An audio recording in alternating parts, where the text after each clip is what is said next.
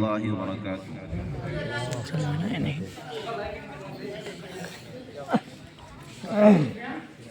الحمد لله رب العالمين والصلاة والسلام على سيد المرسلين محمد وعلى آله وأصحابه وأزواجه وذرياته وأهل بيته أجمعين. أما بعد، فأعوذ بالله من الشيطان الرجيم. بسم الله الرحمن الرحيم.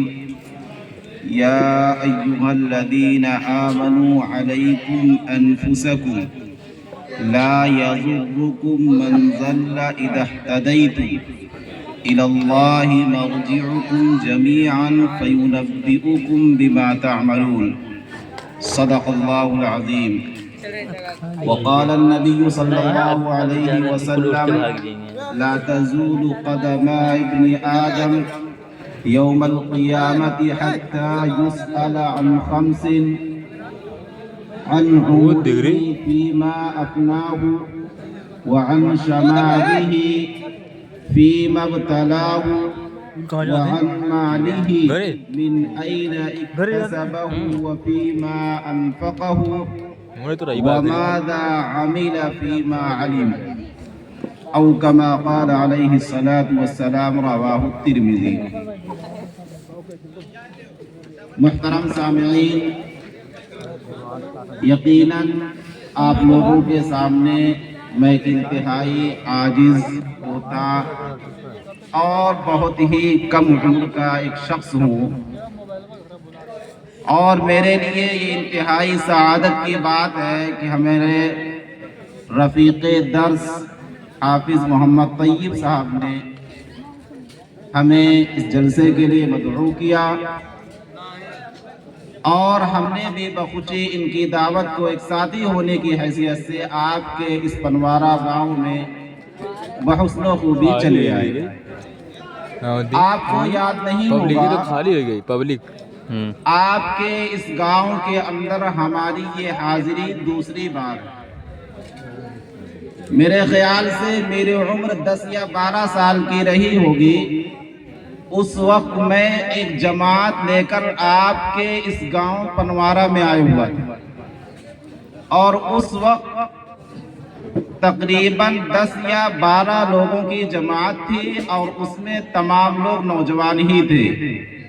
یہ بھی اللہ کا فضل تھا کہ مجھ کو ہی امیر منتخب کیا گیا تھا، اور اتفاق بھی یہ تھا کہ وہ دن جمعہ کا بابرکت دن تھا، اور اس دن کے اندر آپ کی اس مسجد میں جو آپ دیکھ کر ماشاءاللہ بہت خوشی ہوئی. آپ کی مسجد اس وقت بالکل بوسیدہ تھی، بہت ہی زیادہ اس کی دیوار پر خراش تھی، چھتیں خراب تھی، لیکن الحمدللہ آج یہ مسجد بہت اچھی اور عالی شان صورت میں کھڑی ہوئی ہے.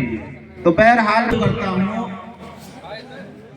قرآن کریم کی ایک آیت میں نے تلاوت کی: یا ایھا الذین آمنوا قوا انفسکم واہلیکم نارا. پھر اس کی تشریح اور توضیح کے لیے میں نے ترمذی حدیث کی ایک حدیث شریف پڑھی، جس کے بارے میں نبی کریم صلی اللہ علیہ وسلم کا فرمان ہے کہ کسی بھی انسان کے قدم قیامت کے دن اس وقت تک نہیں ہٹ سکتے ہیں جب تک کہ ہر انسان سے 5 چیزوں کے بارے میں سوال نہ کر لیا جائے. کتنی چیزوں کے بارے میں؟ 5 چیزوں کے بارے میں. اور ان 5 چیزوں میں اگر آپ دیکھیں گے تو آج کا یہ جلسہ جس نام پر، یعنی اصلاح معاشرہ کے نام پر منعقد ہوا ہے، اس میں وہ صورت آپ کو نظر آئے. سب سے پہلے آپ یہ جان لیجئے کہ اصلاح معاشرہ ہے کیا چیز. اصلاح کے معنی قرآن کریم خود کہتا ہے: وَإِن طَائِفَتَانِ مِنَ الْمُؤْمِنِينَ اقْتَتَلُوا فَأَصْلِحُوا بَيْنَهُمَا.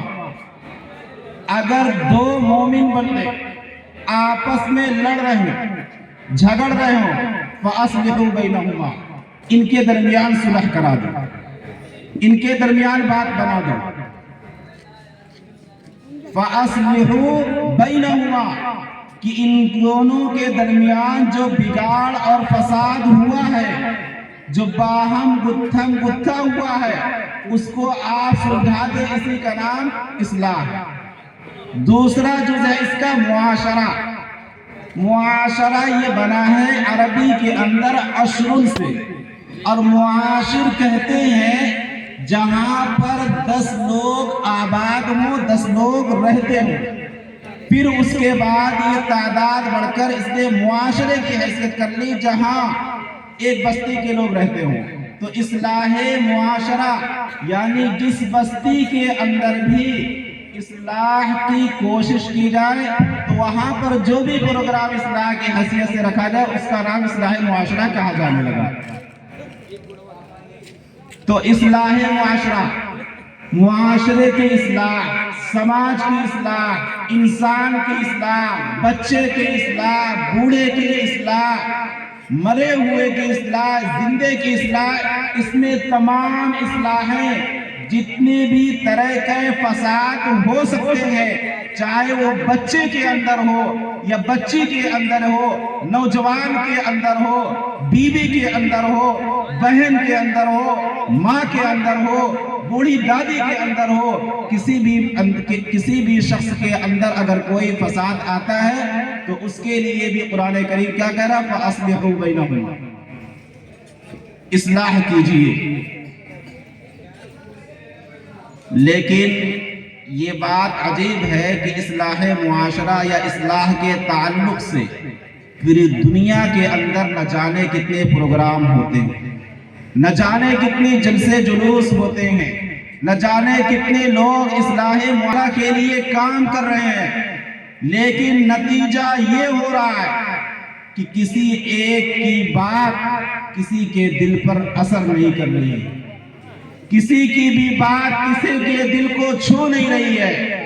معاشرہ جس کی اصلاح کرنے کے لیے کمیٹی کو تشکیل دیا گیا، جس معاشرے کی اصلاح کے لیے جلسے کا انعقاد کیا گیا، آج تقریر کو سننے کے بعد کل ہمارے اندر کوئی تبدیلی نہیں، کوئی تغیر نہیں، کوئی چینجنگ نہیں۔ جس طریقے سے ہم نماز کو چھوڑتے تھے وہی حال ہمارا اب بھی، جس طریقے سے ہم جوئے کھیلتے تھے ہمارا حال اب بھی وہی، جس طریقے سے ہم روزے کو چھوڑا کرتے تھے وہی حال اس رمضان میں بھی، جس طریقے سے ہمارے پاس مال کے ہوتے ہوئے اپنے مال کی زکوٰۃ کی ادائیگی نہیں کرتے تھے، سیم وہی حالت آپ کی تقریر کے سننے کے بعد بھی۔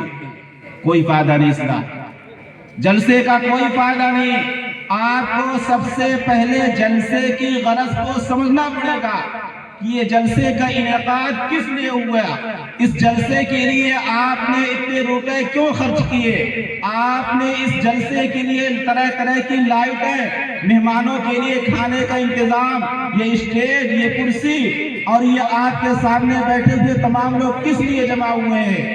آپ یہی کہیں گے اصلاح معاشرہ کے لیے۔ یقیناً یہ جلسہ اصلاح معاشرہ کے لیے ہے، لیکن ہر شخص کی صرف زبان پر یہ ہے کہ اصلاح معاشرہ ہو جائے، اپنے اندر کوئی جھانک کر نہیں دیکھتا کہ ہماری بھی اصلاح ہوئی ہے یا نہیں ہوئی ہے۔ تو میں یہ کہہ رہا ہوں کہ اصلاح کے لیے جگہ جگہ کمیٹیاں قائم ہیں، اصلاح کا کام کرنے والے کر رہے ہیں، لیکن اصلاح ہو کیوں نہیں رہی ہے؟ نتیجہ یہ ہے کہ ہر شخص دوسرے کی اصلاح کی فکر میں پڑا ہوا، کوئی اپنے گریبان کے اندر یہ نہیں دیکھ رہا ہے کہ ہم کیا غلطی کر رہے ہیں، ہم کیا فساد کر رہے ہیں، ہم کیا بگاڑ کر رہے ہیں۔ اس کی اصلاح اپنے سے نہ کرتے ہوئے فوراً دوسرے کو وہ کہتا ہے کہ فلانا ایسا کام کر رہا ہے، فلاں کا بیٹا میچ دیکھ رہا ہے، فلاں کا بیٹا ریل بنا رہا ہے، فلاں کا بیٹا پبجی کھیل رہا ہے، فلاں کا بیٹا ڈریم 11 کھیل رہا ہے، فلاں کا بیٹا شراب پی رہا ہے، فلاں کا بیٹا جوا کھیل رہا ہے۔ یہ بات دوسرے کے بارے میں تو کہیں گے، لیکن قرآن کریم کہہ رہا یا ایھا الذین آمنوا قوا انفسکم، اے ایمان والو سب سے پہلے اپنے آپ کو بچاؤ.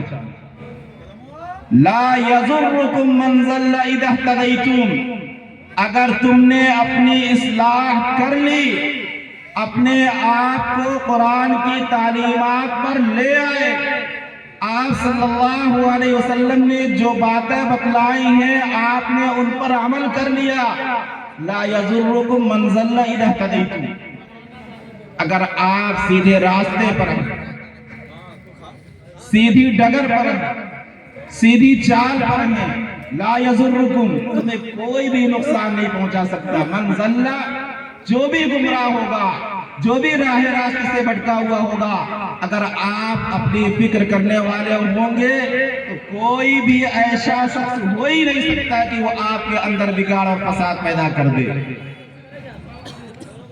میں نے حدیث پاک پڑھی کہ قیامت کے دن کوئی بھی انسان آگے نہیں بڑھ سکتا ہے یہاں تک کہ اس سے 5 چیزوں کے بارے میں سوال کر لیا جائے. سب سے پہلے ہے عن عمرہ فیما افناہ،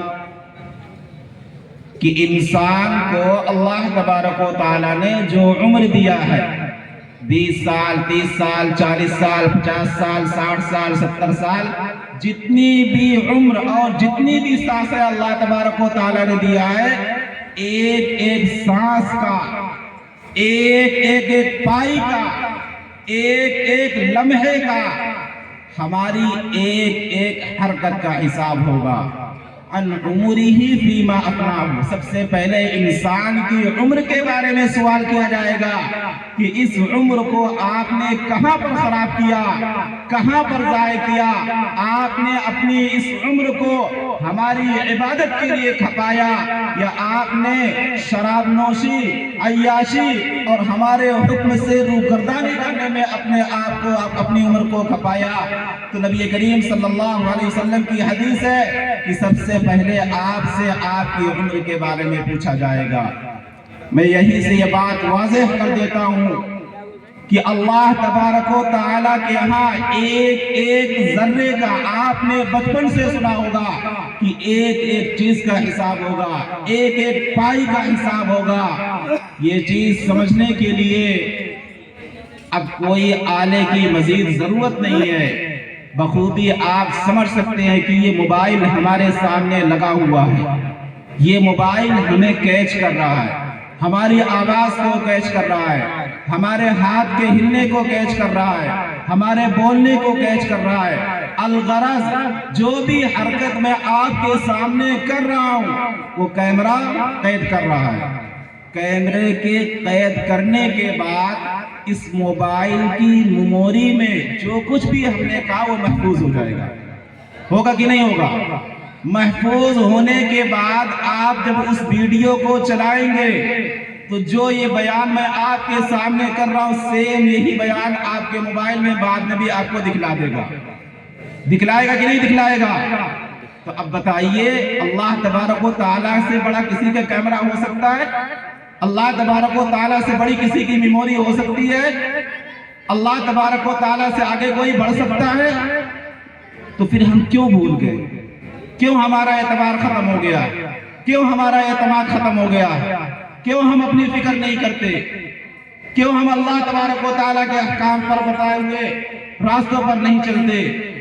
جو ہمارے سامنے مثال موجود ہے کہ ایک موبائل ہماری ساری ڈیٹیل کو بتا دے رہا ہے. تو اللہ تبارک و تعالیٰ جو قرآن کریم میں بار بار یہ کہا فَمَنْ يَعْمَلْ مِثْقَالَ ذَرَّةٍ خَيْرًا يَرَهُ وَمَنْ يَعْمَلْ مِثْقَالَ ذَرَّةٍ شَرًّا يَرَهُ، ذرہ برابر بھی خیر کا کام کیے ہوں گے اللہ کے آپ کو ملے گا، برائی کا کام کیے ہوں گے اللہ کے ہاں اس کا حساب دینا ہوگا. اللہ تبارک و تعالیٰ کے یہاں وہ موجود ہوگا. اس ویڈیو کے بننے کے بعد کوئی جھوٹ نہیں بول سکتا ہے کہ ہاں میں نے ایسا نہیں کیا.